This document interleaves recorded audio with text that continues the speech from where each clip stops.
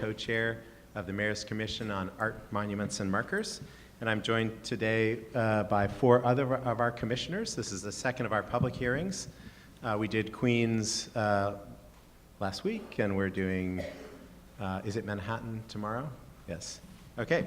So we're going to put up a list of, if your friends have heard about this and they want to come, that would be great. We've got several more to go.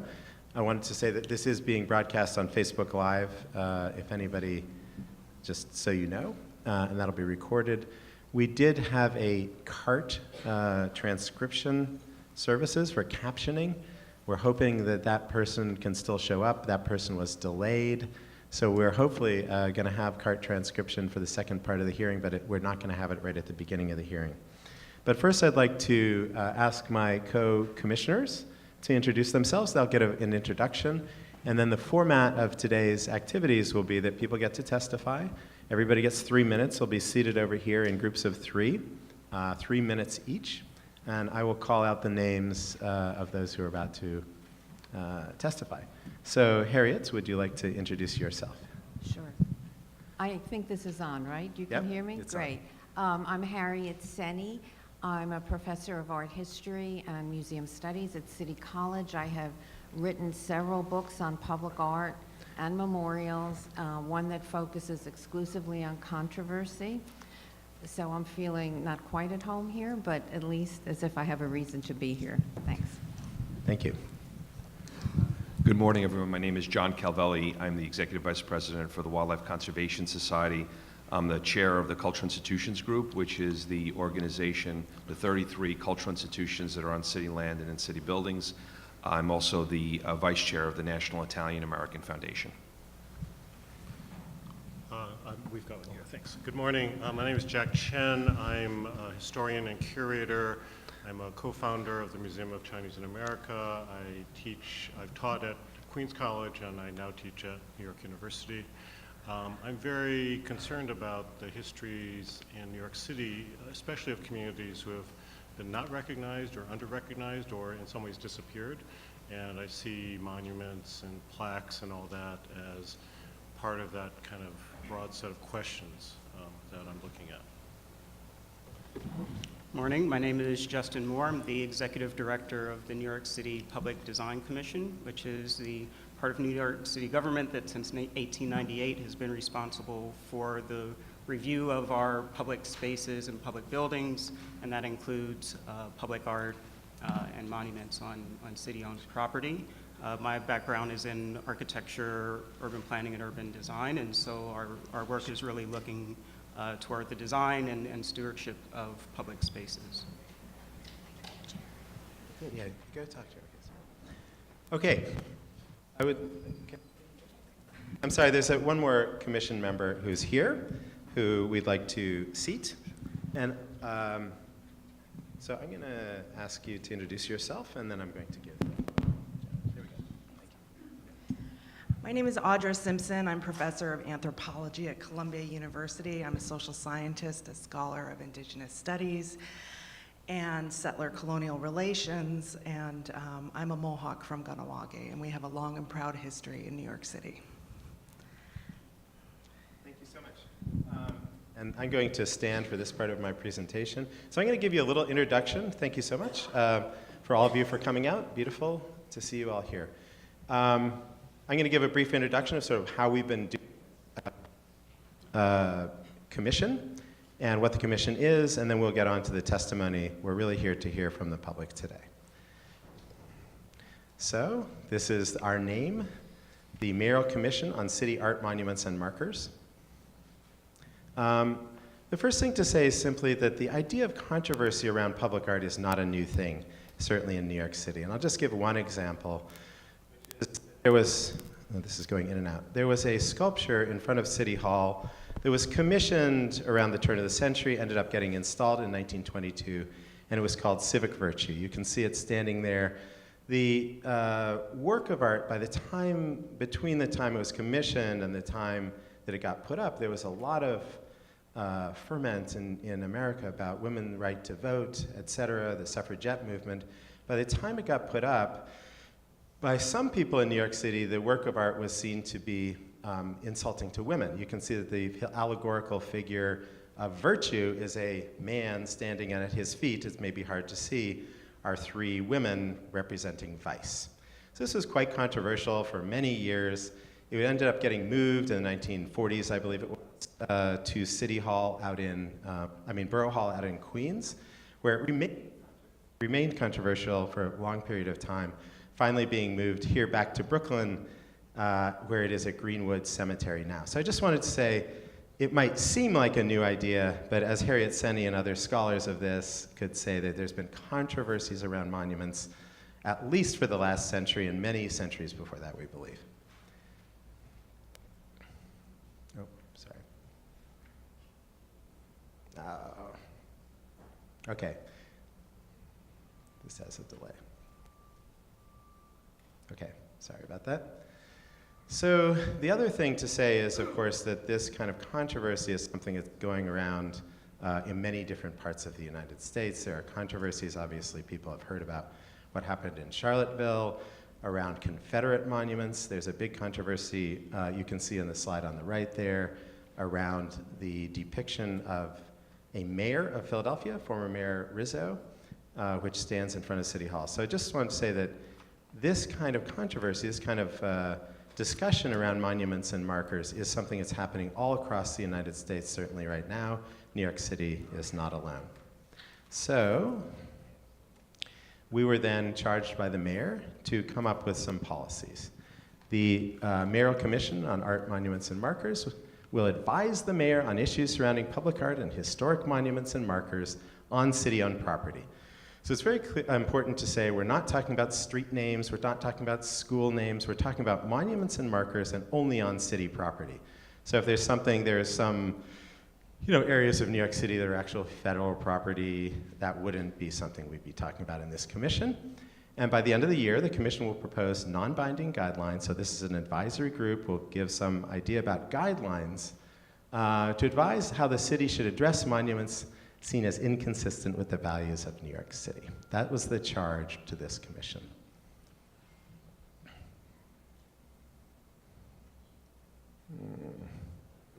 Why is this not advancing? Okay, there we go.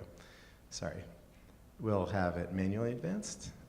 Just to say what a monument and a marker is, the monument there on the left is a monument to Joan of Arc, and the marker on the right is just a name. It's a marker in honor of a well-respected educator in Queens. They named the park after him. And so this is what we're talking about when we say monuments and markers. Next slide. Just to be very clear, we are this commission. This commission, step one, will make some recommendations that will then be, essentially sent over to City Hall and become recommendations. It'll be made into mayoral policy. And then if there's a work of art or monument that needs to be addressed, there would be instructions to the agency. So let's say it's in the park department property. Be instructions from City Hall or from the administration. The agency makes a recommendation. And then this is quite important. It would still go through the regular process that's been in place for a very long period of time, which is to go to the community board for review and also then go in front of the Public Design Commission. So Public Design Commission, which is led by Justin Moore over here, is a commission that was put in place in the late 19th century, and it has representatives from cultural organizations, the library, artists, architects, et cetera, and they have the charter mandated final say on whether something would be, if a new work of art is being added or if a work of art is being moved or replaced. Okay, so right now across America, there are many jurisdictions who are going through exactly this discussion. And this is just a map of some of those jurisdictions. We've been in touch with people in different cities to talk about the kind of policies that they've put in place or that they're considering. So in fact, there are many cities that have exactly this kind of sort of outside expert advisory panel to advise the city on policy. So we're not alone. We wanted to show you some of the, in terms of the discussions that have been going on, and we have had internal discussions. Again, this is the second of our 5 external discussions to listen to New York City. So words that have come up again and again in our discussions are things like historical accuracy.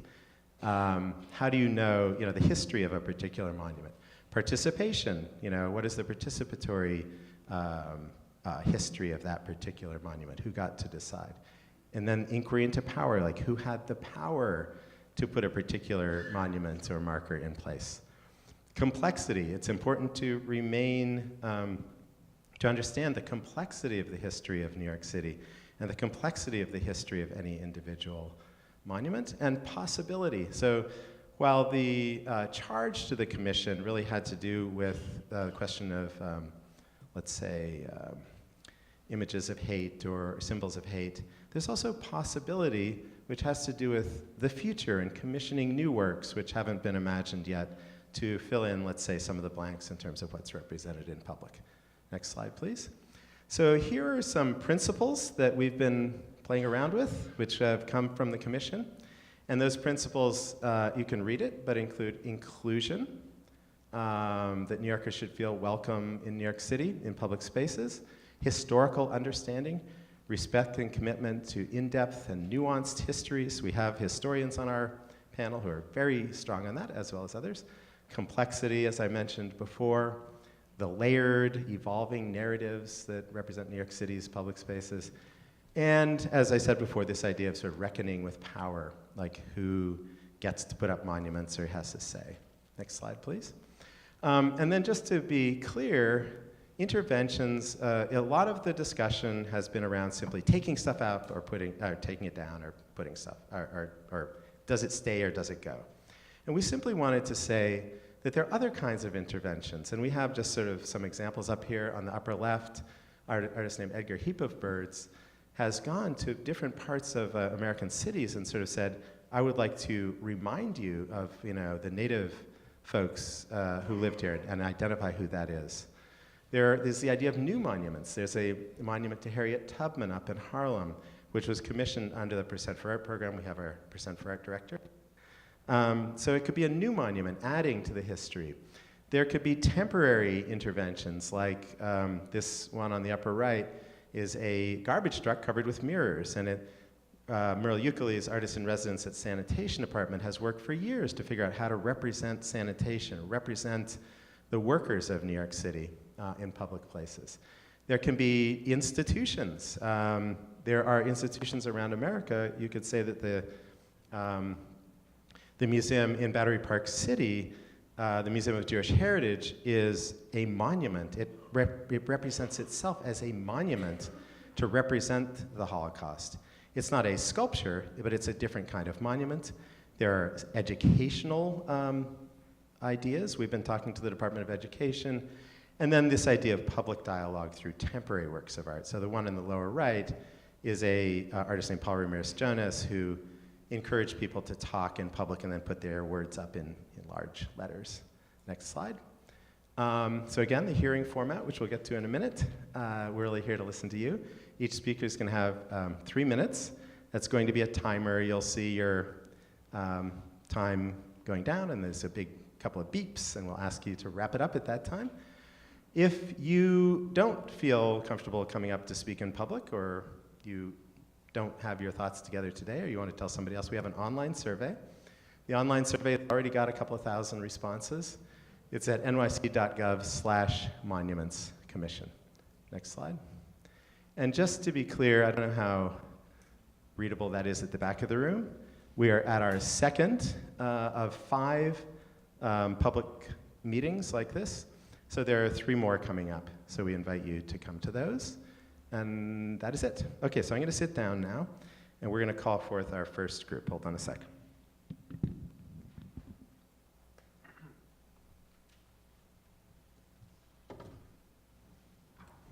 So in our first panel, we're actually going to ask people to sit 3 at a time.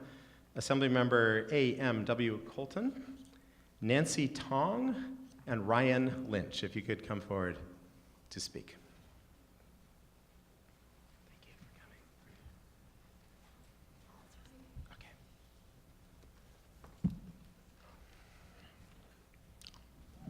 Okay. Okay, we're going to start with Mr. Colton and then go from there. Greetings. I would like to say, first of all, that I do appreciate the credentials of this commission. I think that's a very good thing. I think they all have very solid credentials in terms of dealing with this matter. This is a very sensitive matter because I think what we're doing is we are dealing with not just cement monuments or pieces of cement. We're dealing with traditions and emotions. My community, not only the Italian-American community, but the Chinese-American community, the Russian-American community, the Pakistani community, the Bangladesh community, the Irish-American community are all part of my district. And they all feel very strongly that their traditions should not be under attack. And they feel that they are. Now, these things tend to become very political. I think that the work of the commission is not political. I think it has a very good intention, but I think that the way it is perceived sometimes can be a problem. And I think this commission can give guidelines which remove that fear. I strongly support continuing to have Columbus statues throughout New York City. There is nobody who has no flaws whatsoever. Everybody has some flaws, and we don't honor people and traditions because of their flaws. The Columbus statue was built with money raised by Italian Americans who were under oppression at that time in 1898. And this was their way of speaking up for a tradition which encourages young people to be part of the American dream. And I strongly support that, and I strongly urge the commission to do nothing that in any way causes doubt as to whether or not Columbus Italian-American tradition should continue. And I strongly oppose removing any Columbus statues. But even more than that, I oppose removing statues representing any community with their traditions and their cultural, models. We don't honor somebody because they are perfect. We honor them because of accomplishment that they have made. So Columbus was an explorer. He showed great courage and determination and perseverance in doing something that took a lot of courage. And he is a model for people from another country traveling across the oceans, traveling across long distances to come to America and then to persevere in America and to get into the American dream. One of the proudest moments in my life was I was a Grand Marshal at the Brooklyn Italian-American Parade a few years ago. And I know, what that means to me. I know what that means to young people. And as a result of that, I strongly urge the commission to not remove Columbus, but not remove any group's traditional folklore persons, and to come up with guidelines that deal with basically not allowing removal of it. Art and history should not be rewritten, and where there's a tradition, it should remain. I have with me over 2,000 signatures, petitions basically against the removal of the Columbus statue, and I'd like to present them to the commission. Okay. Thank you. Thank you. Okay. We're asking actually that on traditional hearing format, if people refrain from applause, but this is, you can do this silently, but we don't want to have. Okay, so thank you very much. The next speaker is Nancy Tong. I am Nancy Tong, and I'm the Public Relations Director in the Assemblyman's Office, and I'm also the district leader, and I represent the community.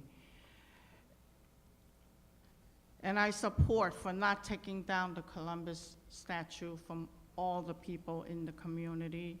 Like the Assembly said, we have collected over 2,000 signatures. We've been to senior centers, and everyone is opposing it.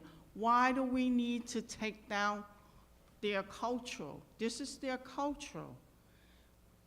They asked today, it is the Columbus Day, the Columbus statue that's being taken down, then where else later on? This is like attacking it. They feel they are under attack. And as New Yorkers, we should not look for causes to attack any culture. We should respect traditions, and we should not divide people, but unite them. The Columbus tradition is misunderstood. It absolutely does not stand for hate. It is not a symbol of hate. It is, however, a symbol of overcoming oppression and discrimination. It is a symbol of hope for the Italian-American immigrants. Italian-Americans have come a long way since they arrived, but people don't realize that they still experience discrimination. For that reason, we should not forget that poor Italian immigrants pool all their money to build the Columbus statue in Columbus Circle. For our grandparents and parents, we should not stand for this scrutiny attack. I always fight for preserving diversity, cultures, and therefore preserving our community and equality of life for all. It shouldn't be discriminated for one culture, because if they start doing that, it will be for all other cultures. We should always preserve what the history was, because he was a hero at that time. And you don't come back so many hundred years later and said that he did something wrong. Nobody is perfect. Everybody at one point or another has flaws. I don't believe anyone say that they are perfect. So whatever they are saying that he has flaws from before, we should not dig into history and say that this is what we don't take, and because what you did was wrong, we have to take down the statue. This is not right. Thank you. Ryan Lynch is our third speaker.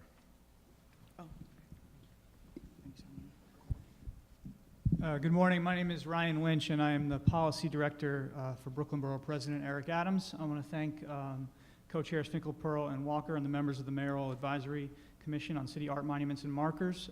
We're very happy to testify here today at the second hearing held by the Commission.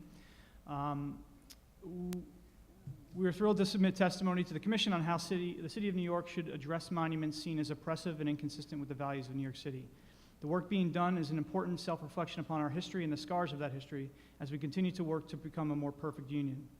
There's been wide public outcry about the need to revisit existing monuments that honor individuals with checkered pasts, and it is an important conversation that must take place.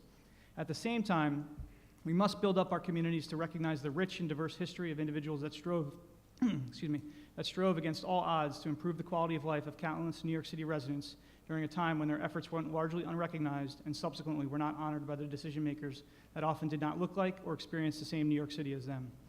It was in this vein that in July of 2015, the borough president wrote letters to the Department of Army and members of Congress calling for the immediate removal of names honoring those who fought to preserve slavery in America from Fort Hamilton and Bay Ridge.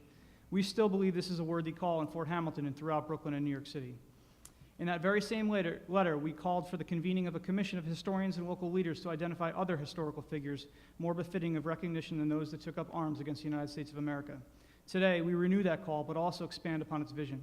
The borough president believes that there are more than enough historical figures and campaigns that worked individually or collectively to build a Brooklyn and New York City that accommodates all and is reflective of our diverse history and community fabric. At the same time, New York City has more than enough venues to honor these individuals or movements. Imagine, for example, the Ruth Bader Ginsburg Municipal Building in downtown Brooklyn, or the Lena Horne Bandshell in Prospect Park, or perhaps the future archway in Sunset Park named in honor of slain NYPD Detective Wen-Jin Liu. The BP urges the Commission to go beyond its existing mandate and incorporate recommendations and guidelines to identify which existing or new monuments, markers, and/or statues could be renamed or built to honor the men and women of color, our LGBTQ+ brothers and sisters, and the immigrants that made New York City what it is today and what it will be tomorrow. Thank you for the opportunity to submit testimony today, and we look forward to the recommendations of the Commission. Thank you. Please, again, no applause. We're just, if you If you want to applaud, do so silently. Thank you. Okay, thank you very much to the first panel. The next three will be Jessica Lappin, Jewel Cadet, and Sheila Jarami. Okay,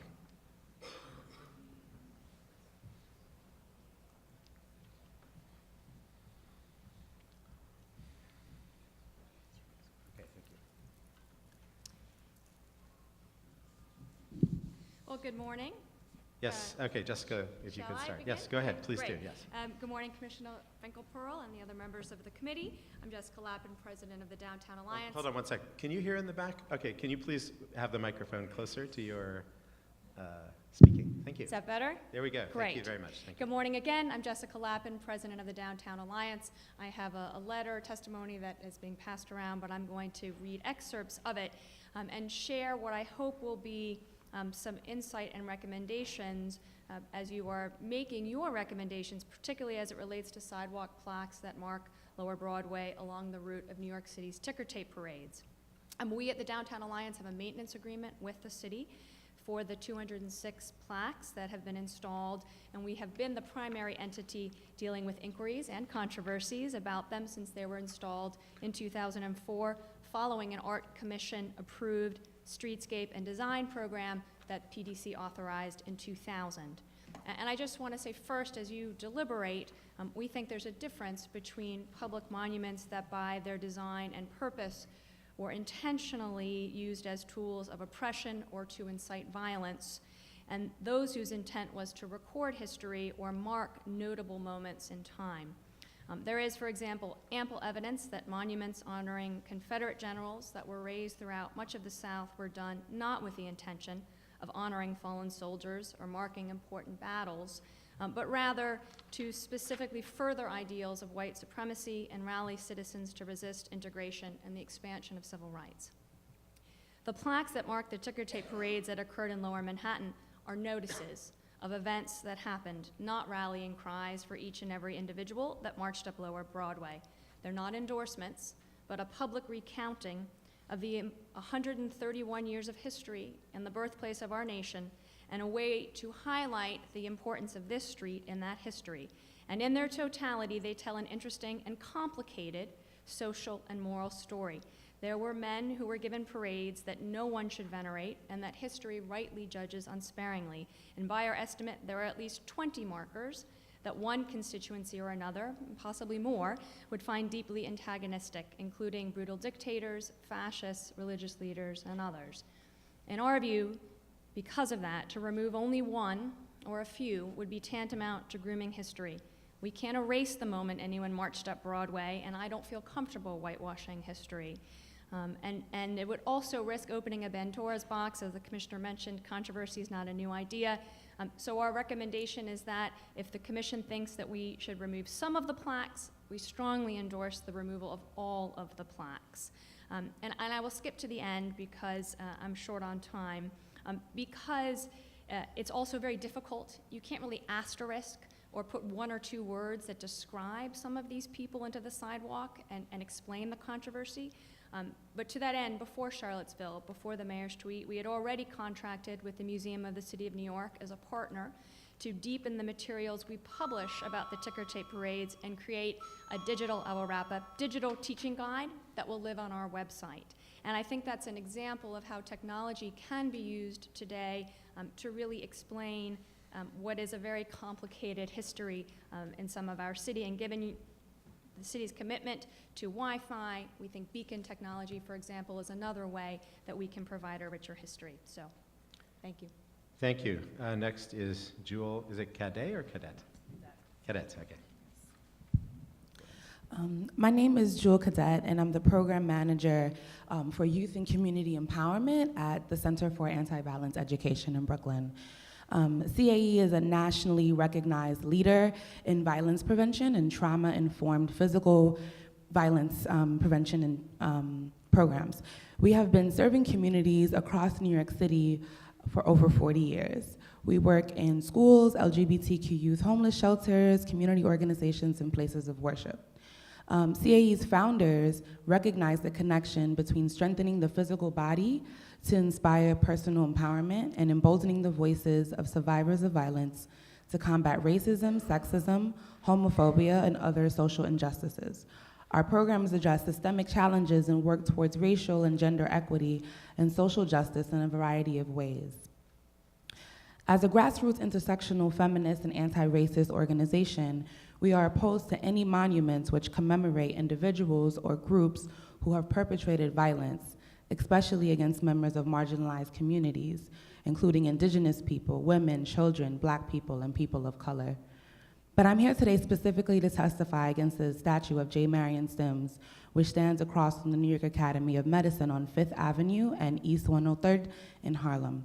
I'm also chapter chair of Black Youth Project 100, and on the afternoon of August 19th, myself and 3 other members took part in an action at the statue where mock blood was thrown on the vaginal region of our hospital gowns to show a gruesome visual of the atrocities committed by J. Marion Sims. J. Marion Sims is known as the father of modern gynecology. He rose to his place of success by operating on enslaved Black women without anesthesia because he claimed they could not feel pain. One of these patients, Arnica Westcott, was just 14 years old. She went through 30 surgeries without anesthesia and without being able to give informed consent. His other patients included Betsy and Lucy, who were 18 years old. If Sims is the father of modern gynecology, every innovation of his was built upon the backs and bodies of these 3 Black women. We understand the importance of reckoning with and recognizing our history. Statues should be built to honor the legacies of Annika, Betsy, and Lucy, and other women like them. As an anti-violence organization committed to serving survivors of gender-based violence, we call on Mayor de Blasio to remove the statue of J. Marion Sims. If we want to build a world without racism and acts of violence against women and girls, we cannot continue to normalize, let alone celebrate, someone who exploited Black women's bodies for his own gain. Thank you. Thank you. Sheila Jerami. Garami, sorry, thank you. That's fine.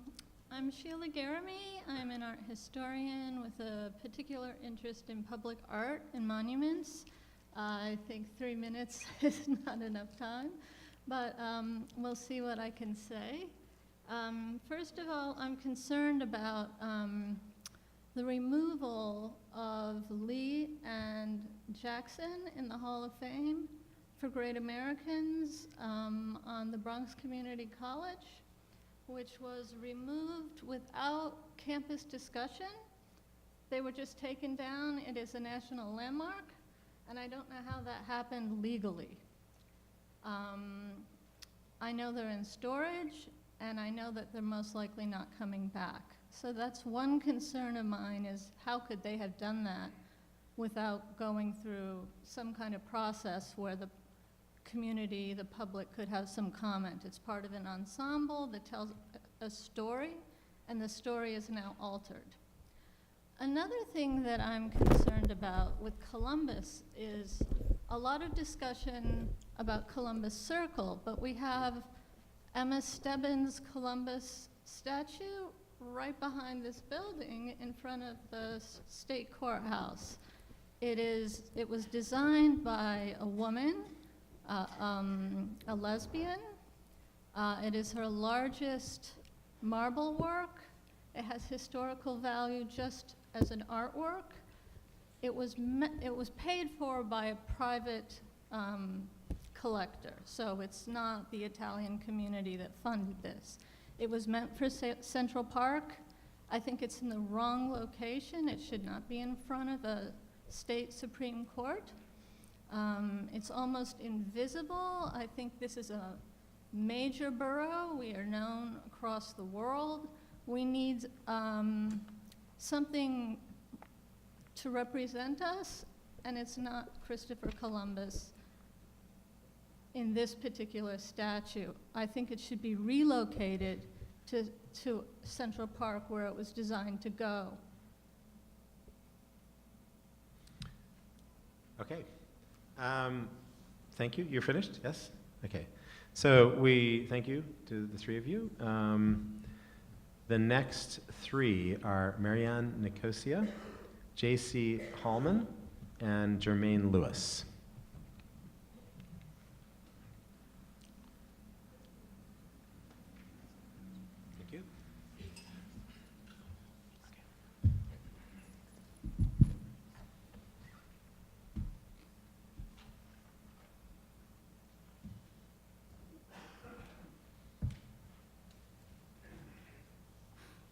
Okay, let's start with, do you want to start? So we'll go this way, or no, actually the mic is up there. Why don't you start? And you, I'm sorry, you are?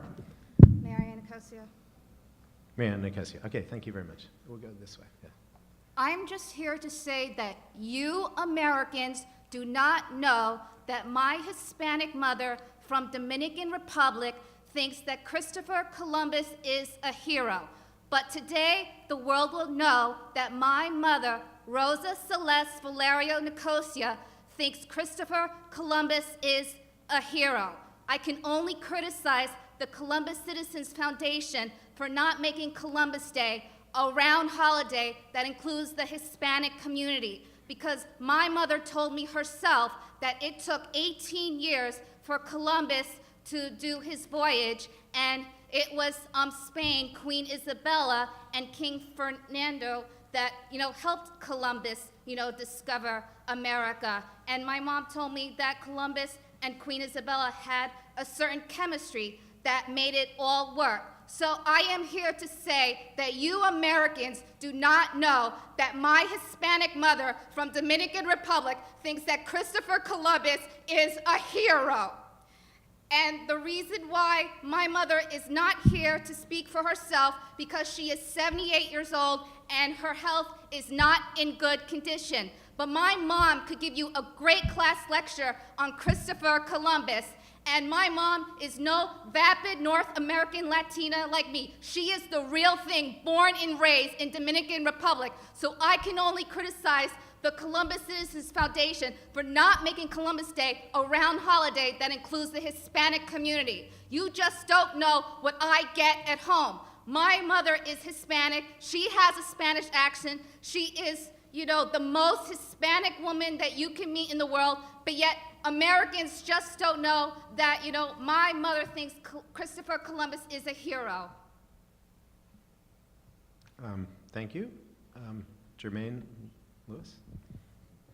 Good morning. My name is Jermaine Lewis, and I'm a Brooklyn resident. I also support the removal of the statue of J. Marion Sims, who performed cruel... Can you speak, I'm sorry, just a little bit closer to the mic? I'm sorry. That's okay, thank you.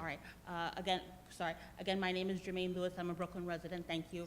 I also support the removal of the statue of J. Marion Sims, who performed cruel surgical experiments on slaves. And I think that the statue should be replaced with a historically significant black woman. Thank you. Okay, J.C. Hallman. Hi, my name is J.C. Hallman, and I'm the author of a piece about the Sims statue for Harper's Magazine this month. And I'm going to tell a story about Sims that is not in the article, and which I think speaks to the larger monument question. After Sims operated on young enslaved women and became internationally famous, he went to Paris, and he was asked to operate on a young countess. And the countess died 3 times on the table from chloroform poisoning. And when Sims wrote to his wife in the immediate aftermath of this event, this is what he said. The operation was begun at 10 o'clock. Everything went well, and in 50 minutes there was nothing left to do but to secure the sutures. Just then I noticed a very livid appearance of the tissues. I asked if all was right, was answered, yes, go on. But almost immediately Dr. Campbell said, stop a moment, let her head hang down. He ordered Nelaton to support the head and Johnston to raise her feet perpendicularly into the air while he supported the body and shoulders. And I, imagine poor me, standing like a very statue of sadness and sorrow, calling out mechanically every now and then, my dear Dr. Campbell, is there any hope of saving her? They held her in this inverted position for 20 minutes. It appeared to me to be useless, but at last she breathed and breathed again. 22 years later, when Sims died, this story was retold in eulogies that were the beginning of the commemoration of this man, and one of them read this way, an account of the same exact incident. Sims operated in the presence of many celebrated physicians, and when he was about to close the wound, she expired under the effects of shock and anesthesia, whereupon a bystander remarked, yes, Sims, your operation is successful, but your patient is dead. We could have done as well as that. Sims had staked everything upon this, his first operation in France, and stung to the quick by the sarcasm of this skeptical Parisian, he dropped his knife and sprang upon the operating table, remarking, "No, she shall not die." He seized her by the feet and swung her head downward until the anemic brain became supplied with blood. The patient drew a long breath, and the Countess lived. Now, Sims was an inveterate self-promoter. He bragged about his wealth and his fame. He lashed out at what he perceived to be his enemies. And he manipulated the press, all of which adds up to a very familiar portrait. But even he didn't lie about that particular incident. And what I would suggest to the Monument Commission is that when we think about monuments, we're not just thinking about the figures memorialized. We're thinking about the motives and the resources of those who erect those monuments rhetorically and literally in the wake of their death. I think that were I to make a recommendation to the committee, it would be to think of your task in terms of resources, that you have a chance to demand that resources be given to organizations like the Public Design Commission and the Parks Department to invest in the kind of historical research that can uncover when a figure has been memorialized for incomplete or simply false reasons. Thank you. Okay, thank you. Thank you to you three. The next are Amaya Jones, Henya Goldstein, and Javier Enriquez. So we have a class today with us, is that correct? Yes. And I think we have some folks from that classroom joining us here today. Okay.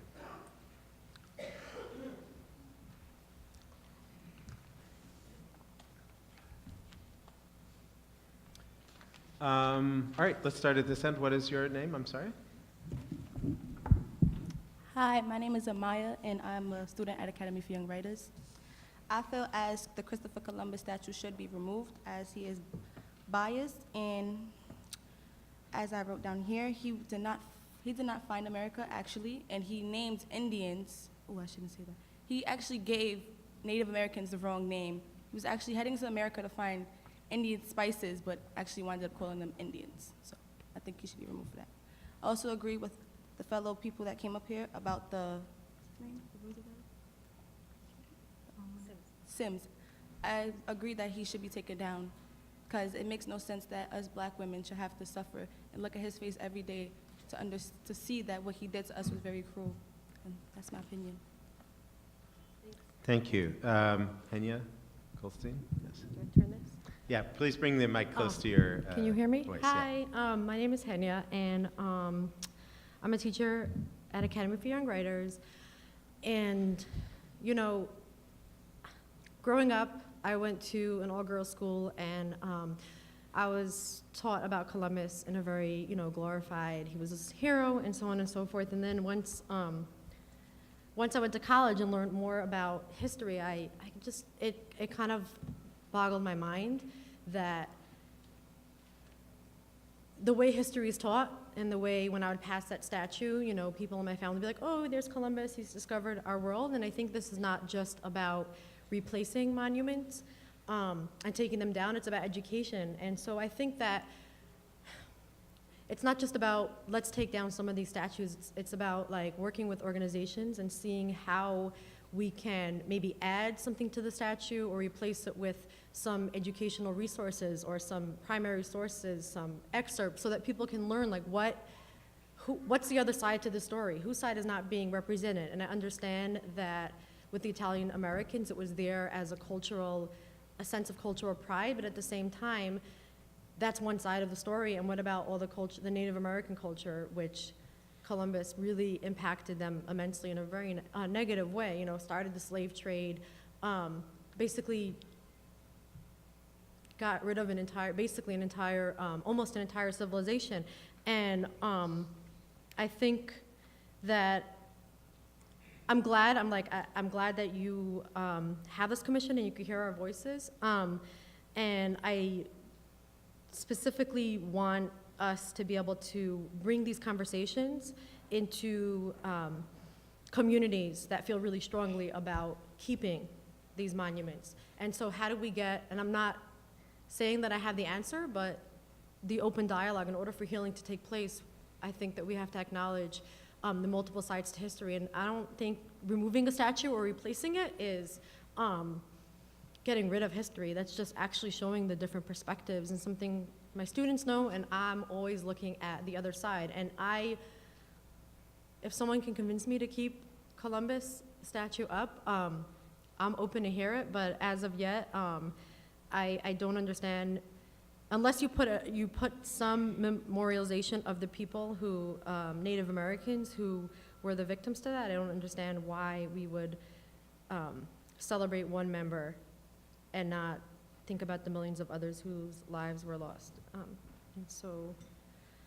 And in addition, one other thing, Andrew Jackson, I was shocked to find out that there were statues for him, because given his opposition to the abolition movement and what he did to Native Americans at the Trail of Tears, it's just very eye-opening.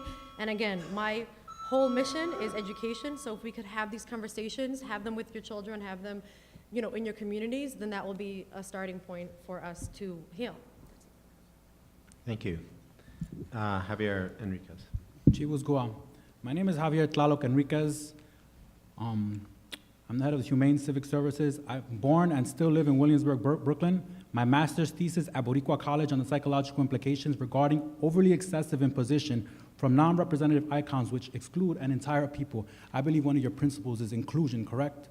So with regard to this, I felt excluded for a long time in this country, just as this young lady and the teacher has mentioned as well.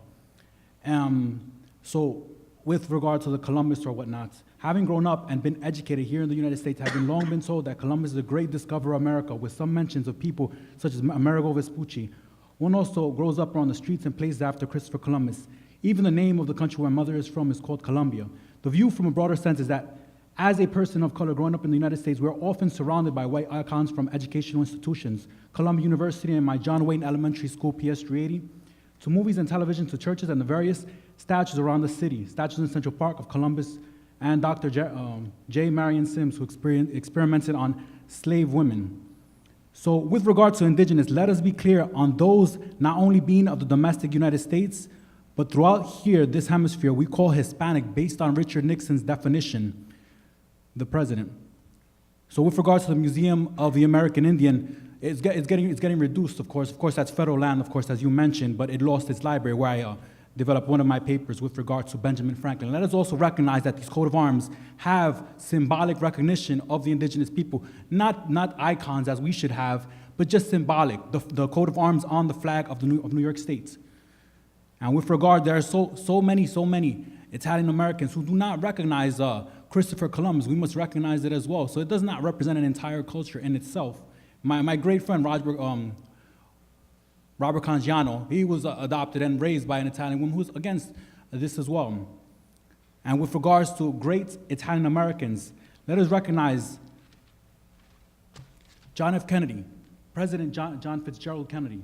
John Fitzgerald Kennedy wrote in the preface of William Brodeur's 1960 American Heritage Book of Indians, the League of the Iroquois from this state, inspired Benjamin Franklin to copy it in its planning of the Federation of States. Let me mention one more last thing with regards to Columbus. He would kill indigenous people in the dozens in honor of the 12 apostles of Jesus, in the dozens, not just kill them. He would boil them in pots. Boil them in pots. Let me repeat that. He would kill indigenous people in the dozens in honor of the 12 apostles of Jesus. So we keep saying he is not perfect. He is extremely far from perfect. He's evil. That's it. He's an evil man. If you want to be proud of that, go on and pursue. Let us progress and regress like Los Angeles has done in other great cities. Let us progress and not regress. Thank you. Tlasukamati. Okay, thank you. We have the next three is Diane Stillman, Steve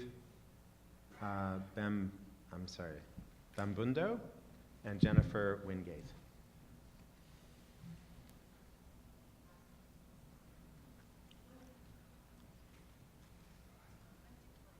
Okay, yeah, okay. All right. Sometimes people get on the list who didn't actually want to testify, so we will add instead I'm sorry, this is hold on. Hey, Nadia? Is that Carm G. Rubin, if you could join as well.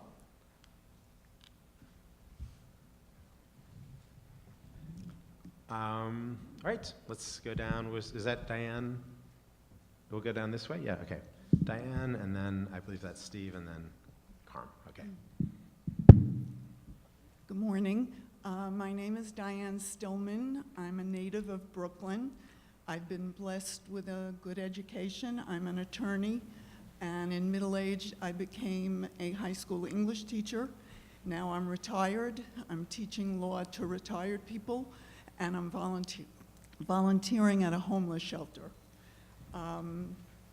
Let me begin by stating that I'm not Italian, and I'm not a historian, but I love Columbus. I'm giving you an article I wrote in 1996 once I started teaching about what Columbus meant to me growing up. I also have another article, which was not published, about what happened in Charlottesville from an educator's point of view. I'm very worried about the thinking in our country of younger people. Now, I loved Columbus. I didn't know most of his flaws, but I loved him for what he represented to me. What I dislike in the discourse now is the uninformed opinions. It's not enough to be able to make up a slogan. If you're talking about history and monuments and everything being discussed, you have to know something. I'm not saying I do, but I have done 10 minutes of research on Robert E. Lee, 10 minutes on Columbus, and it was an eye-opener. Anyone who's going to make a decision about this has to do much more.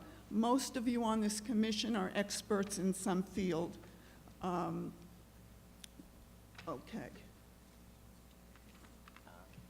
The pain that has surfaced in this area has to be addressed, but it doesn't mean that it has to be addressed by removing statues. Here's a question. Do you know that the statue at Columbus Circle, which I saw yesterday, of Columbus faces south towards the ocean in New York City? In Barcelona, there is a statue of Columbus very similar, which faces west towards the ocean. This is what he is about primarily: exploration, never giving up, skill. He was a skilled navigator. He started sailing at 10 on commercial vessels. Growing up, that's what he meant to me. Diligence. If I could just be persistent, I would accomplish something. For a younger student, that's what's appropriate to reveal. As a student gets older, more of the picture. Okay. I just want to say one thing in closing. For those of you in the audience who are young, I just want to say that here are the people who rejected his idea, his dream of sailing west. King of Portugal, royalty in Italy, King of England, King Ferdinand and Queen Isabella twice, they refused him. He stayed in the court for 2 years badgering them, and then they said, okay. So that's persistence. Thank you. Thank you. Stephen Benmundo. Good morning. My name is Stephen Bamundo, and I am the chairman of the executive committee of the Colombian Lawyers Association of Brooklyn and Staten Island. The Colombian Lawyers is a group of approximately 400 attorneys, judges, and elected officials, most of whom are of Italian-American descent. While it is not our goal to invite a public referendum on Columbus as a man living more than 500 years ago, we seek rather to express the importance of his symbolism to an ethnic group that has done nothing less than help make this city, state, and country great. We understand that all voices must be heard, and we welcome the opportunity to participate in any meaningful discussion on this very important matter. No person or group can or should rewrite the history of the last 500 years. The year 1492 is etched in the minds of all as the year that Columbus discovered the New World at a time when it took a person of great courage, skill, and perseverance to dare to sail into the unknown. Christopher Columbus dared, and by doing so, he opened the door to the Western Hemisphere. One could reasonably argue that Columbus was the first immigrant to arrive on the shores of the Americas, a land that over time became built on the backs of immigrants of all backgrounds. It would be imprudent to evaluate every historically significant event or person through the moral prism of today's culture, experience, and mores. Christopher Columbus was of Italian descent, and as such, there is a significant cultural element very important to New York City, as well as its Italian-American citizens, which would be most seriously impacted by the anti-Columbus fervor. The recognition of the significance of Columbus to Italian-Americans and New Yorkers is in general emphasized by the fact that virtually every mayor, including the current occupant of Gracie Mansion, has marched in the parade in his honor. Greater than a discussion of his role in history, Columbus has become the embodiment of the Italian-American experience and the assimilation and successes of generations of Italians who immigrated from Italy to a land also unknown to them, eventually helping to build and defend the shores of our country.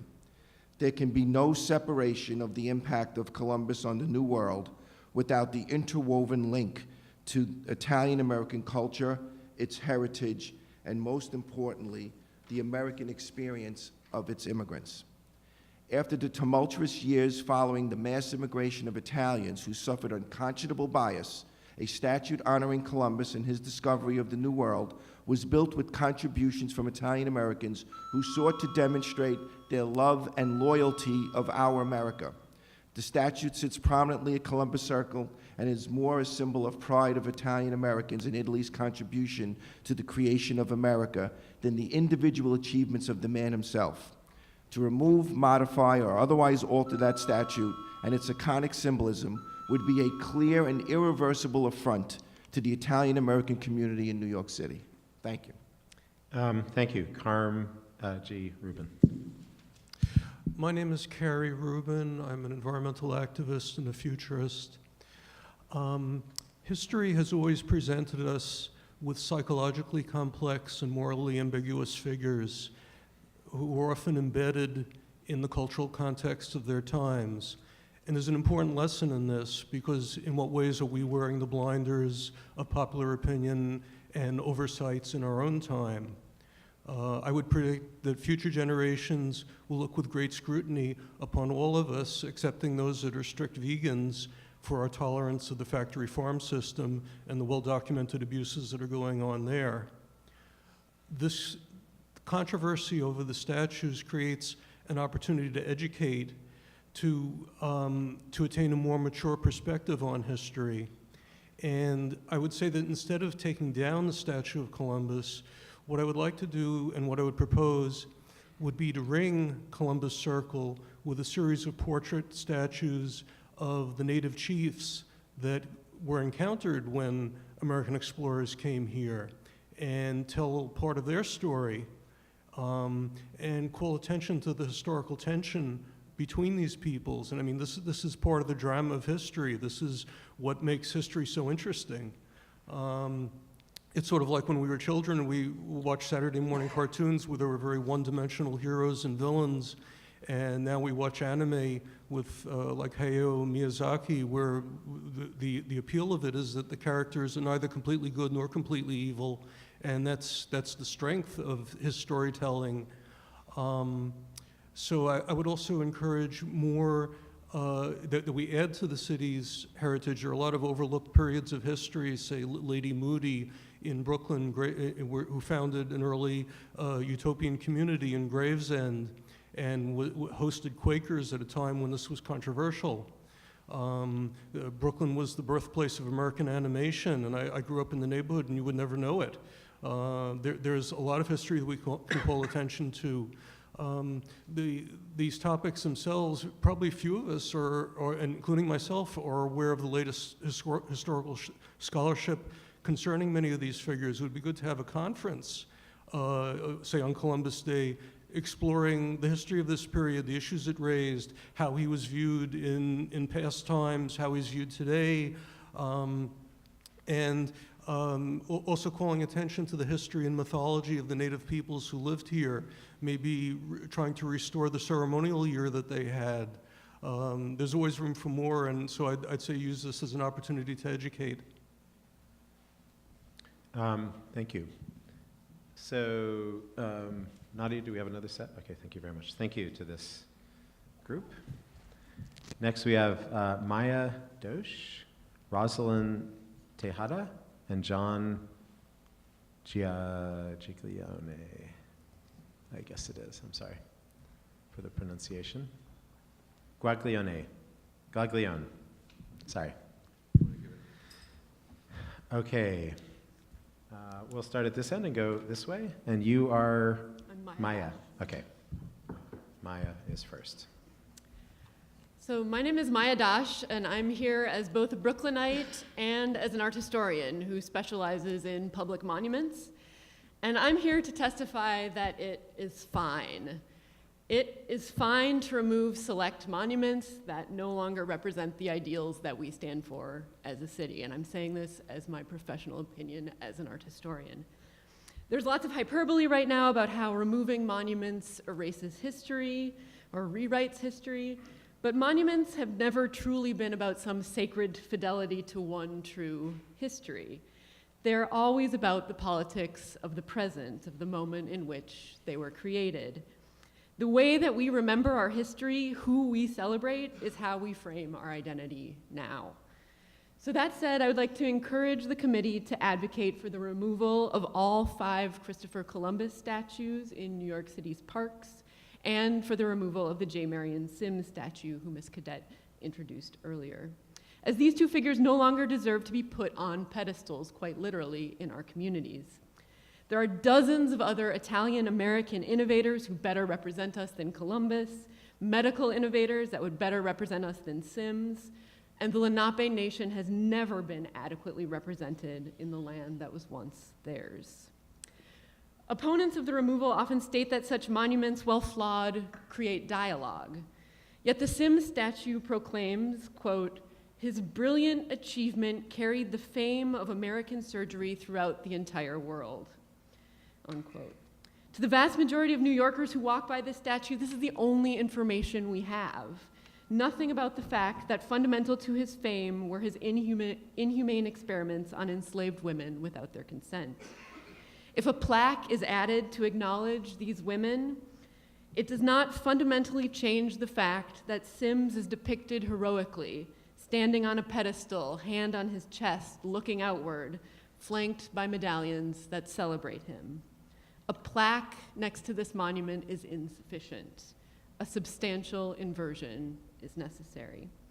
So please heed the call of East Harlem Preservation, the Black Youth Project 100, Councilwoman Mark Viverito, and other activists to remove the Sims statue. I would also like to encourage the committee to recommend creating new opportunities for temporary artistic interventions in the city's other monuments, reimagining them anew for the present moment. Our public space has never been and will never be static, and this is a moment to redefine who we are as a city. So with that, I'd like to thank the members of the Mayoral Advisory Committee for taking this work very seriously, and I'd also like to encourage you to continue advocating outside of the bounds of the committee. Thank you. Oh, thank you. Rosalind Tejada.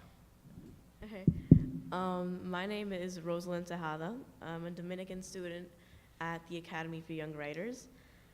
I only can feel the pain that my mom must feel every time she has to pass Columbus Circle and just stare at his statue and think about all of the ancestors that we lost back then. I came here to look somebody in the eye and say this. Hundreds of years ago, Columbus reached what is now Dominican Republic. the place where my family and my ancestors come from. People that could be related to me, the natives, were massacred, and for what? So that a man who didn't discover a land they were in, or even the one nearby, he never reached America, could be celebrated and claimed a hero.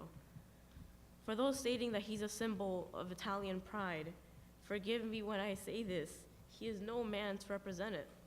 Just because he's Italian, he isn't like you. I'm sure that many of the Italian Americans out here are kind-hearted and will never hurt a soul.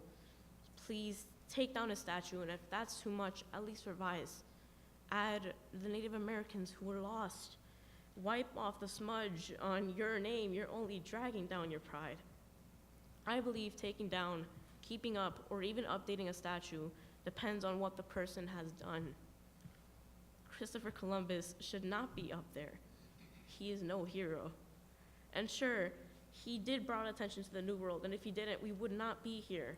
But if we put a statue up to honor that, we're also honoring all the pain he caused the natives. Other statues, James Marion Sims, shouldn't be up there either. All those women that he caused pain to, no anesthesia to cause all these painful surgeries, it's not fair. And sure, many of the other statues should remain up. I believe that. George Washington, his founding fathers, stayed up. And just because he is a slave owner to the day he died, it was respected back then if you had one. So I can see why he'd maybe own one, but it's still not fair. I'm sorry. I'd rather not celebrate a murderer because of a slightly good thing he did. And it was still horrible because of the effect it had on the natives, who should by now just be called Americans because they own the land. They're the natives. So if there's a Confederate statue honoring someone that hasn't done something horrible, then okay, keep it up. For once, we need to think about all the races, not just one at a time. We have to think about how it affects whites, blacks, natives, and etc. Don't think I stopped there because those are the ones that supposedly matter most. America shouldn't be the family that attends to one child, then wait for years to finally attend to the other. It should be the one that attended to everyone in the first place. Thank you. John, you're next. Thank you for this opportunity, and on behalf of Southwest Brooklyn, where I just recently ran for city council, I want to come and speak on behalf of the many people I met along the route, along the campaign, that want to know, where does it end? Where does New York City stop the pattern of rewriting history? Having just run, like I said, I can tell you there is a groundswell of support in Brooklyn, in Southwest Brooklyn, in Bay Ridge, Dyker Heights, Bath Beach, and Bensonhurst. Last month, in October, at the Columbus Day Parade, sponsored by the Federation of Italian Americans, who I see some here, there was an enormous turnout. The streets were lined with people, flags, people dressed up like Columbus, people carrying signs. A biggest crowd we've seen in the longest time, and I really believe that people still living here in Brooklyn, Italians still living here in Brooklyn, and there are a good number in that area and throughout, and people that have moved to Staten Island and moved to New Jersey came back in large numbers specifically to stand there along the route and cheer for Italian heritage and Italian celebration, to send a message to Mayor de Blasio and to this commission that Christopher Columbus is here. And this notion that this commission, the mayor punting this tough decision to a commission and not taking a leadership role in making this decision. Obviously, there was an election. He put this off till after the election. So the mayor has, again, taken a key issue that should not even be a focus here. We shouldn't even have these hearings. We should be having a commission not on statues in parks. We should be having a commission and a hearing on how many people sleep in the parks at night, how many homeless people are in the parks at night. It's freezing out there. It was freezing out there last night. How many people slept in the park last night? Christopher Columbus is a statue. We should be focused on people, and we should be focused on moving forward this city and ending this insanity. Again, where does it end? Do we start looking at every street that's been renamed? Do we look at every library that's been renamed, every school that's been renamed? Where does it end? That's my question to the commission. And I believe Councilman Ulrich took a very bold step. He has sponsors already to make legislation in the city council where the city council would have to vote on any statue removal or monument removal. And I believe that is the way to go. But I do implore the mayor, and I implore your commission to focus on issues that truly matter to this city. Focus on how many people sleep in the parks at night, homeless, instead of what statues stand in the park at night. That does not affect anyone. Thank you. Nadia, can I have the, yes, okay. Thank you very much. The next three are, is this a C or no? Glenn Katave, Margaret Blair, and Amy Warble.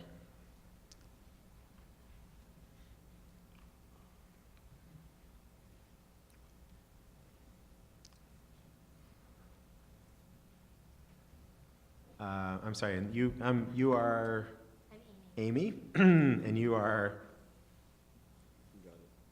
Glenn. Do we have Margaret Blair? Okay, there we go. Good, thank you. So we'll start with Margaret. Do you want to go? We'll start in that end. Okay. Tradition, tradition, tradition. My name is Margaret Blair. I'm an educator. I'm an independent researcher, and I'm here today to lend my voice to this wonderful discussion about monuments and markers in this city. I'm also a graduate of FIT. I've studied fine arts for a very long time. I've traveled independently to study monuments and markers, and I'm here today just to say what would make this city great is when we get the history right. That's where it ends, when we get it right. We are the monuments to those who made this country really great. Where are the monuments to the slaves, the chained, the enslaved people, I should say? Where are they? That's what I would like to know. The markets, my friend, it's the market. That's what drove Columbus here. That's what opened up Europe. That's what made people come. They claimed and they cried, gold rush. That's why they came. They were here to make money. It's the market, my friend. It's the market. Please, let's not. The stock, the market, what drives the market? Stock. What was the stock? Africans, okay, who built brick by brick wonderful institutions. Maybe Harvard, maybe the city of New York, maybe a lot of the bricks and stones and the blood and the bones are buried under the city. Where are the monuments to them? It's the market, my friend.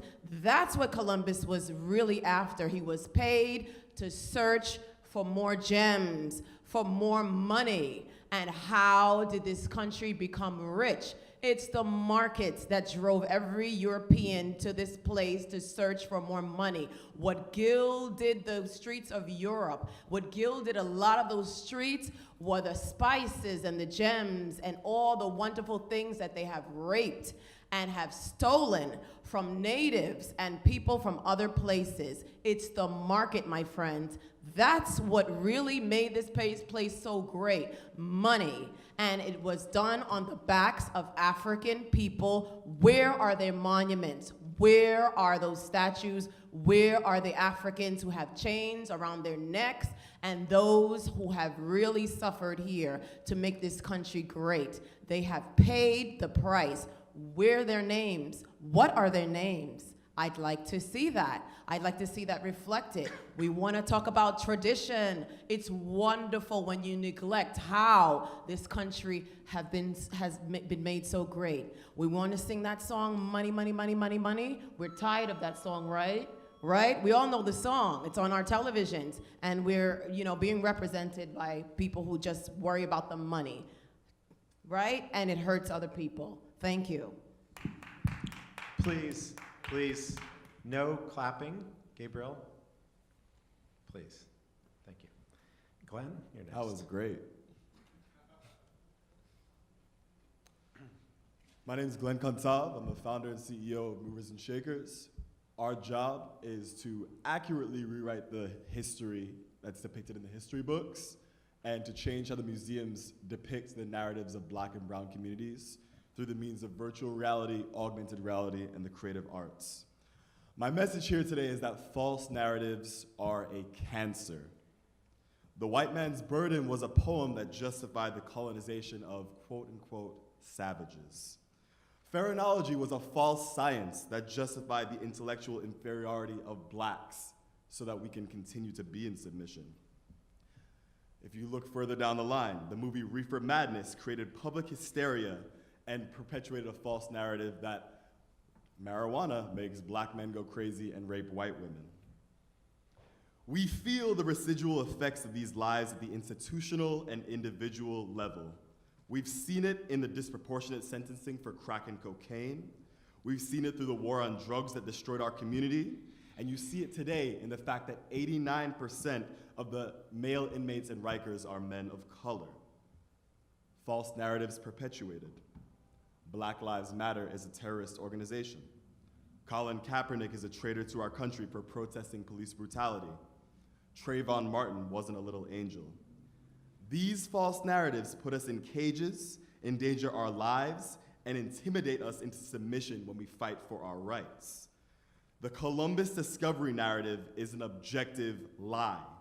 If you come up here defending the lie, you either A, did not do your homework, or number two, you truly do not care. And I hope to God, for the love of all black and brown people, that it's the first one.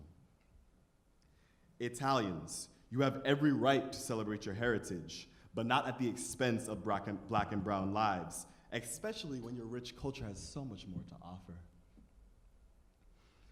So let us push back against this rhetoric, this false narrative that we're judging Columbus by 21st century standards, when the objective truth is that the same Spanish government that put him in power decided that he was too cruel and put him in jail. This is not a 21st century issue. This is objective morality that we're discussing here. If this were a statue of Hitler, it would be a no-brainer, but because Columbus started a movement that killed 80 to 100 million indigenous people overall in terms of European colonization and impacted 12 million black people, it's up for debate. It's pathetic that I have to come up to a room like this to justify my existence. It's pathetic this is up for a debate just because the mayor is considering some people's emotions over my survival. We are living on stolen land. Meanwhile, you have 60,000 Haitians who are going to get sent back to a country that's been raped by this country for kicking them out. So that's another conversation. But let's start with getting the history with Columbus right so we can have more sympathetic immigration policy in the future. Thank you. Amy Warble. Hi, my name is Amy Warbell. I'm an associate professor of the history of art at the Fashion Institute of Technology. And I wanted to start out by thanking you for your thoughtful consideration, the opportunity for public comment, and I very much appreciate the time that the distinguished members of this commission are putting into addressing these very important and sensitive issues. As an art historian, I've spent my career using monuments, paintings, sculptures, other works of visual culture to spark analysis and dialogue among my students. I specialize in American and African American history. And for those in my profession, we know that works of art or artifact are starting places from which we can begin to give dimension to our very paradoxical history in the United States. And we build the kinds of critical thinking skills that are necessary to a functioning democracy by presenting different perspectives, different points of view, competing narratives, and giving students the skills to use their own critical thoughts to reach conclusions. And I think this hearing today is the best example of American democracy. All of us sitting, listening to each other, and then eventually there will be a vote. That's the way democracy works. We have an education system that hopefully is designed to produce citizens capable of these kinds of thoughtful conversation. So what I would like to suggest is that the highest good in all of your deliberations should be to keep these conversations going. If a plaque is removed, if a marker is changed, if a sculpture is gone, then what? That may remove a surface irritants, but we have big problems to work on in this country. The statue of J. Marion Sims he's the tip of an iceberg of past history of injustices in medicine that continue into the present day in terms of inequitable access to healthcare, inequitable health outcomes. So whatever it is that you decide upon, I would urge you to think about the big picture and the what next. If this happens, then what next? How does the conversation keep going so that we continuously analyze our complex history in order to understand it, to understand its legacies, and to make the best possible decisions for improving as a nation in the future. And again, thank you very much. Thank you. 2 more panels? Okay. So I think we have 6 more people, 2 more panels. Lily Dalke, Johnny Stevens, and Andrea Solstad, yes.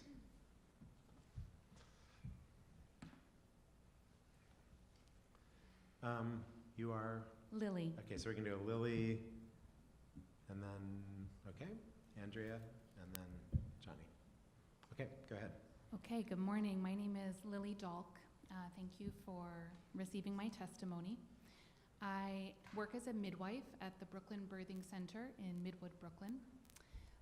As a midwife, I have become aware of the terrible maternal and neonatal outcomes in our country. We rank 44th in the world despite spending the most healthcare dollars compared to any other country in the world. In our country, those outcomes are disproportionately borne by Black people. Black infants die twice the rate of white babies. Black women die during pregnancy and childbirth 4 times the rate of white women. And in New York City, those outcomes are even worse. So in New York City, Black women actually die 12 times the rate of white women in our city, with the worst outcomes being in the Bronx and right here in Brooklyn.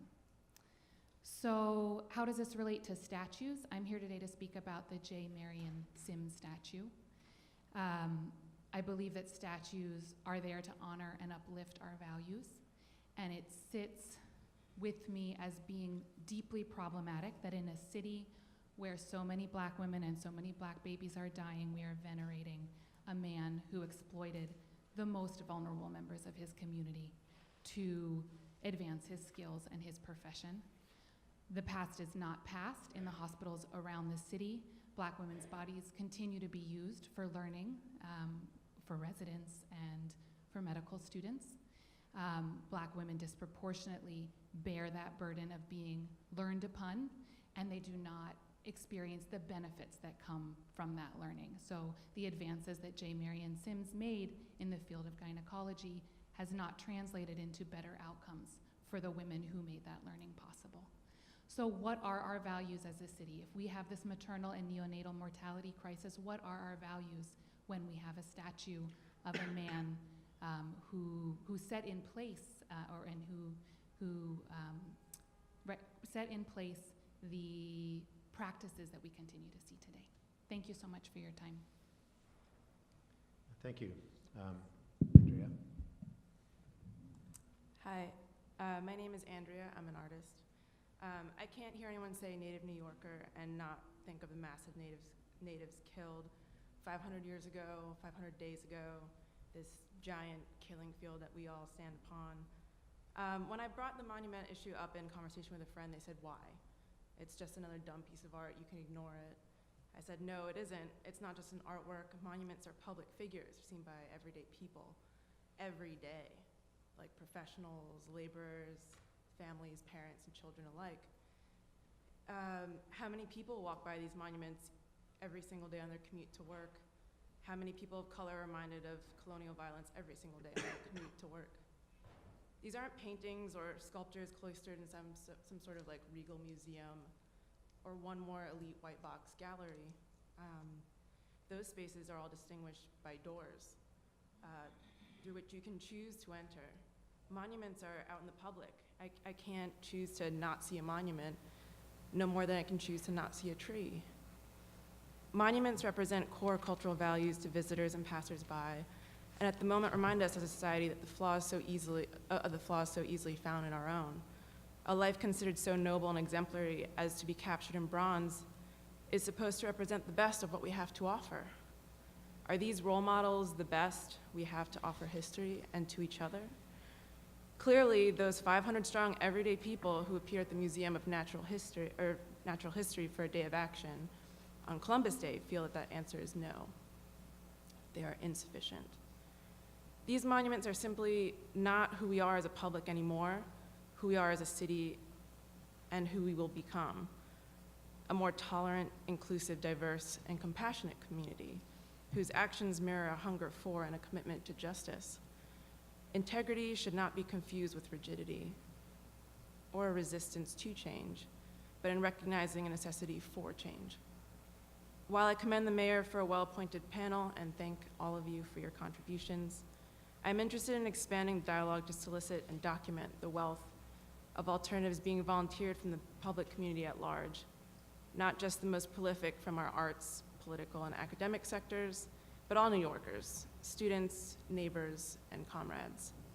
For anyone interested in participating, please find me afterwards, and thank you. Thank you. Johnny Stevens. Yes, I'm Johnny Stevens. I'm with an organization called Community Labor United for Postal Jobs and Services. I'm also a member of Home Care Providers, Local 2 UFT. I'm here to speak to the committee and to present to them a letter to them of a grouping of labor activists and community organizations who would like to speak to the effect of Italian workers and workers, native workers, who was largely a part of postal workers, steel workers, farm workers, First Nation workers who actually built this country. We are circulating a petition to really be a part of the struggle of stop glorifying Columbus. We want to raise the question of changing Indigenous Day, Columbus Day to Indigenous People Day. We want to raise the question of removing the 5 Columbus statue, but also removing the statue of Teddy Roosevelt, President Roosevelt, with a slave and a native walking beside him dressed in armor in front of the museum is another statue we feel that need to be removed. We also want to raise the question of Italian immigrant and workers and raise that that Columbus Day parade be changed to Italian American Day parade instead of Columbus Day parade. Some of the people who was on this signers of labor organization is Chris Sevier, Secretary Treasurer of International Brotherhood of Teamsters, Local 808, Stephanie Hedgecote, member, Executive Member, Committee of New York Typographical Union, CWA, 14156, Sarah Caronado, founding member of Parents to Improve School Transportation, Labor Against Racist Terror. We have Susan E. Davis, National Writers Union, UAW, 1981. Joe Hirsch, retired, National Mail Handlers Union. Diane Massowitz, host and producer of Labor Forum. Minnie Bruce Pratt, National Writers Union, UAW, 1981. Mike Fell, retired, New York State Union, Cooper Union. James D. Bucks, union teacher from Bensonhurst. Donna Lazarus, retired, UFT Local 2. Andre Powers, delegate of Baltimore, AFL-CIO, Central Labor Council. Finally, I would like to give a copy of this to the commission so that in the following events of these hearings and when the day decided for a final resolution of this, we would like to tally up all the petition labor organization that we get and present it to the committee. Thank you. Okay, thank you. So this is kind of the final call. We're going to do one more panel. If anybody is in the audience right now who wants to testify, what you need to do is go outside, sign up, and you still have a chance. But if not, I'm calling the last panel, which is Edward Moran, Jennifer Hadlock, and Juan Barquero.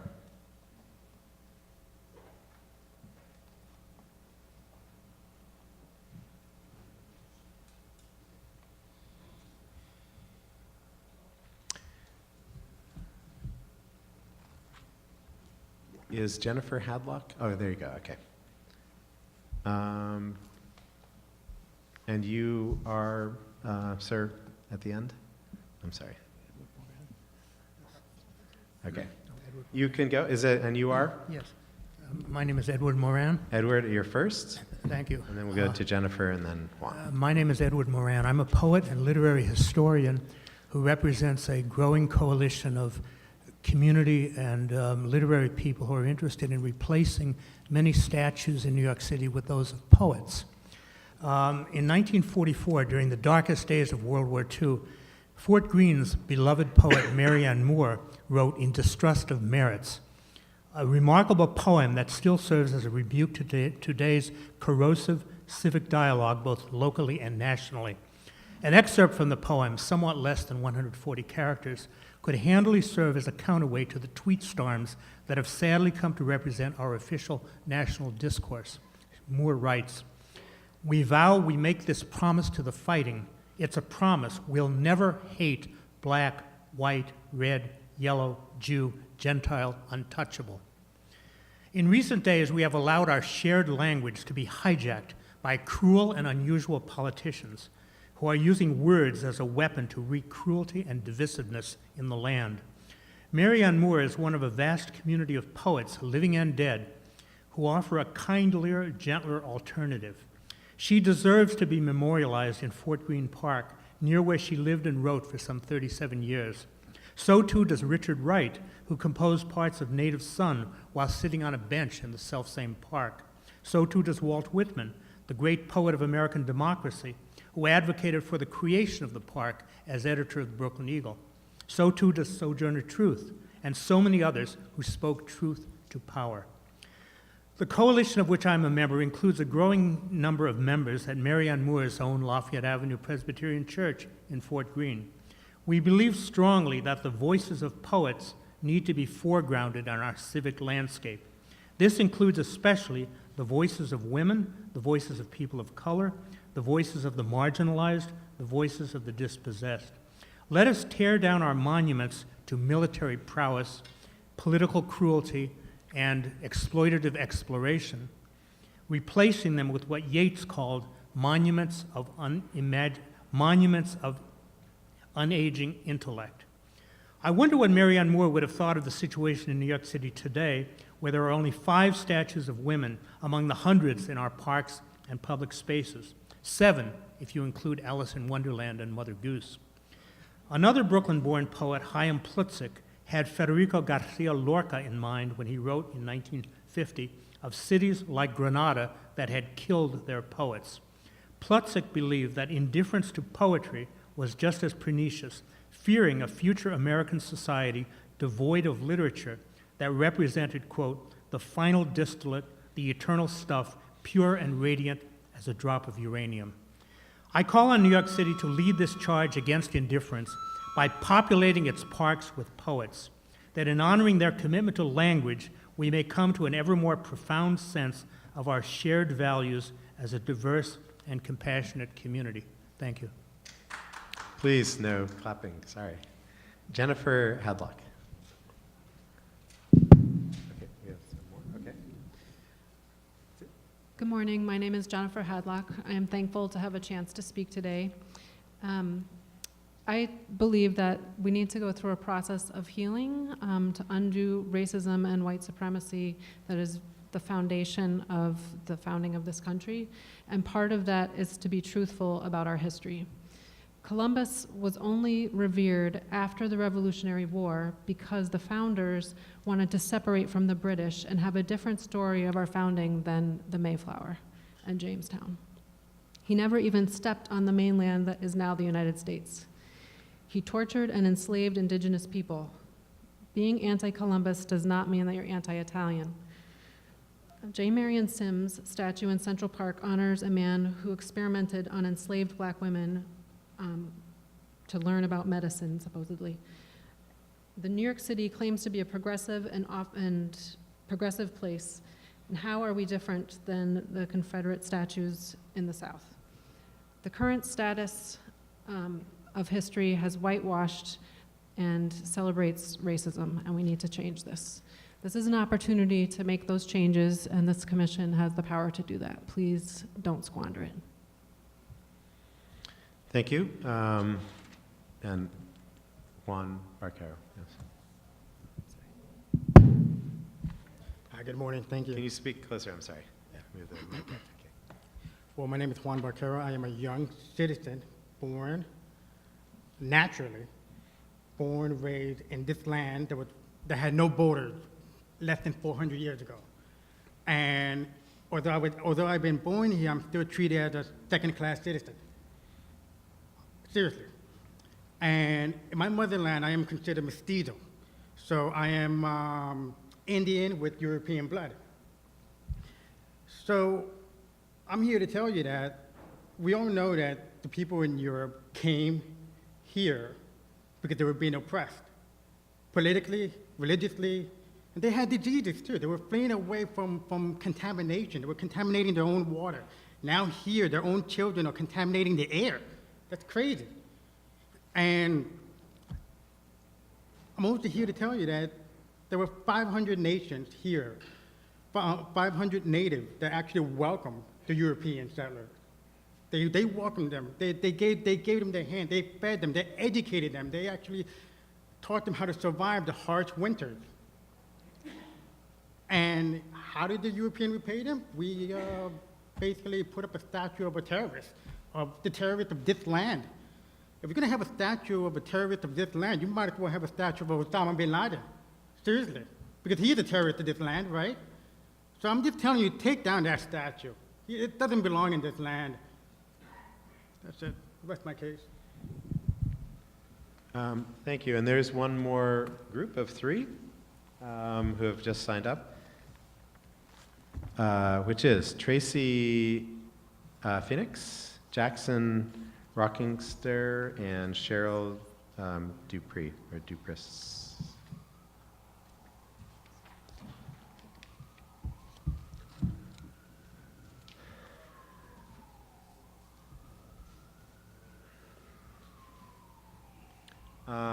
Okay, we'll start at this end of the table, and your name is? Hi, I'm Tracy Phoenix, and I am, was originally born and raised in El Paso, Texas. I grew up in the borderlands, literally 1 mile away from the border wall.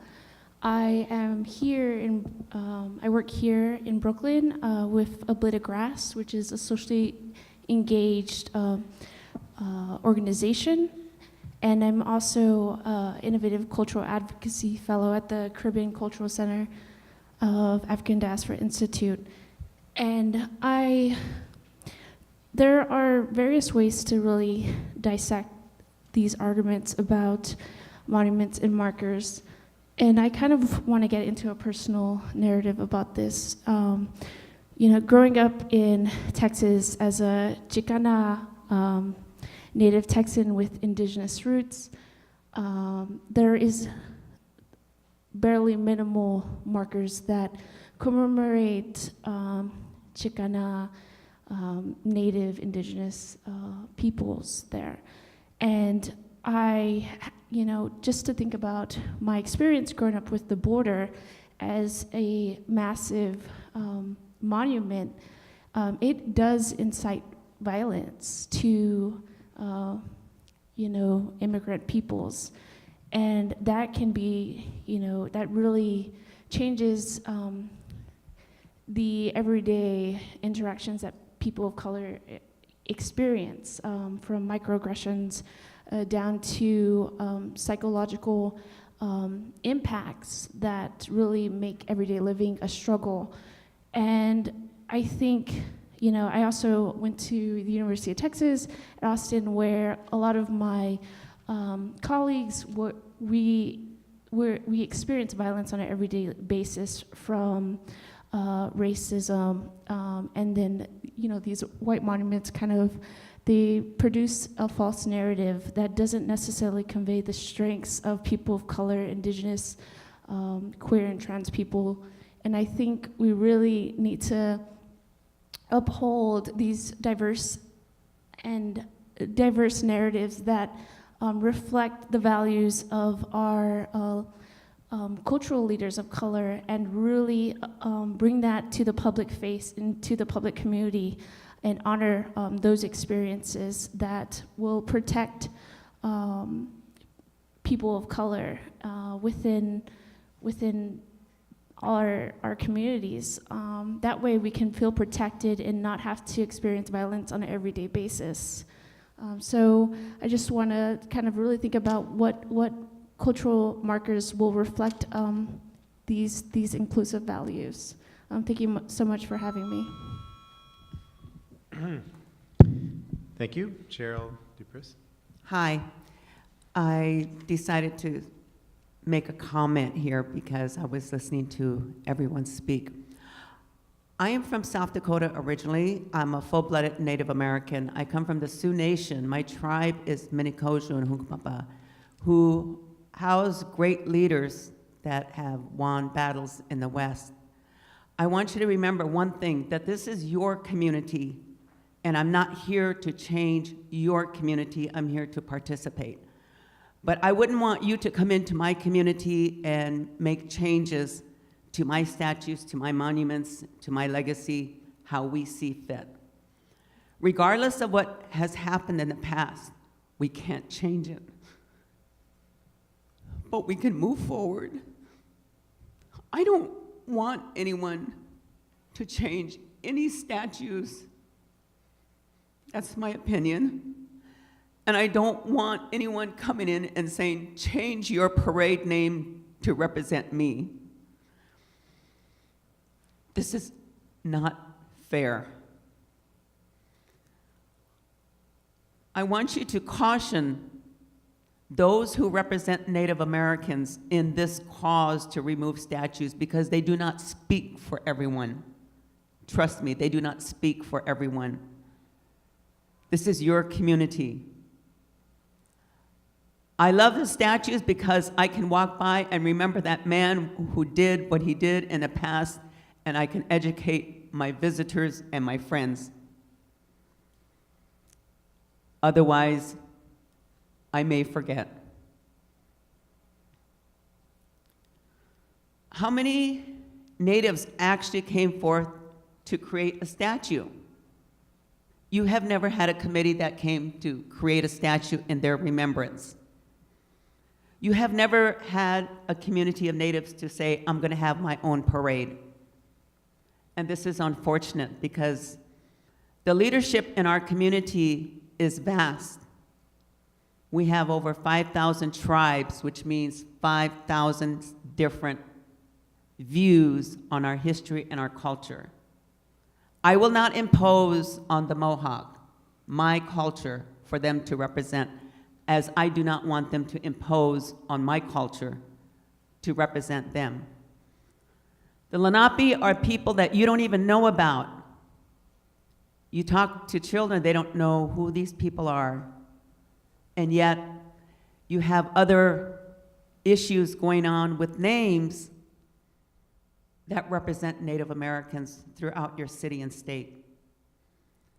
This issue with requesting on behalf of Native Americans, trust me, they are not speaking on our behalf.